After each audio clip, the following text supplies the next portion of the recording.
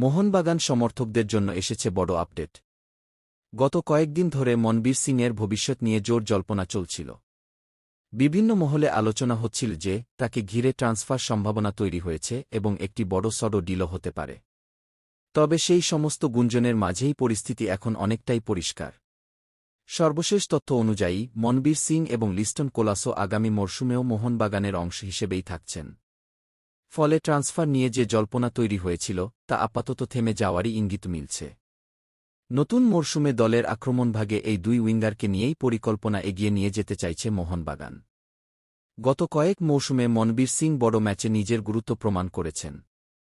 একইভাবে লিস্টন কোলাসোর গতি, ড্রিবলিং এবং আক্রমণাত্মক ফুটবল দলের জন্য গুরুত্বপূর্ণ অস্ত্র হয়ে উঠেছে।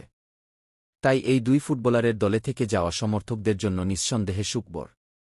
এখন দেখার বিষয়, নতুন মরশুমে এই দুই তারকা কতটা প্রভাব ফেলতে পারেন এবং মোহনবাগানকে আরও সাফল্যের পথে এগিয়ে নিয়ে যেতে পারেন কিনা।